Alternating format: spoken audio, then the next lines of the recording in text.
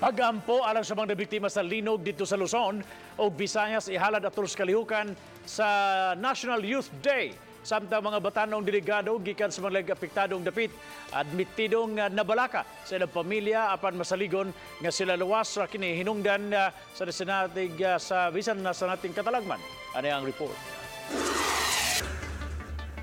Naabta namo kini mga National Youth Day delegates nga nihapit sa Magellan's Cross. Gikan sila sa Novaliches ug Pasay nga apil sa gitay ug sa kusog nga Linog. Taliwa sa excitement sa ilang pagtambong sa NYD. Dili malikayan ang Kabalaka sa ilang pamilya nga atua sa Kaulohan. Gani sila mismo naabtan sa Linog sa airport dihang padong na sila musakay sa eroplano padong diri sa Sugbo. Yung mga tables po talaga, nag-shake po talaga siya.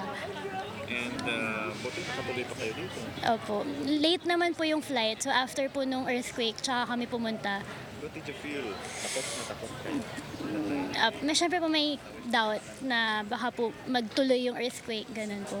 Nasa sasakyan po and mauga po. So nag-stop po yung sasakyan para at least hindi po medyo ma-aksidente. Ganun po. Po kasi yung purpose po namin, alam po talaga namin yung purpose namin na dito na magpunta para at least ma-represent po namin yung parish namin kahit na po may ganong pangyayari. Meron po sa likod no na pangamba na parang wag na lang pong tumuloy pero iba pa rin po yung once in a lifetime moment na makarating ka po dito sa NYD Cebu. Suma sa naasoy mga delegado nga makabangon ra ang mga nabiktima sa Linog. Ang katalagman wala makababag sa mga delegado pagpadayon sa ilang pag-apil sa mahinungdanong panagtapok. Tungkol sa itong communication line karon nga paspas kayo. Once they arrive, no, I can see the Pilgrims talking to the parents. We're good. We're doing good here. Mo-report din sila pamilya. So okay ra gyud kaayo.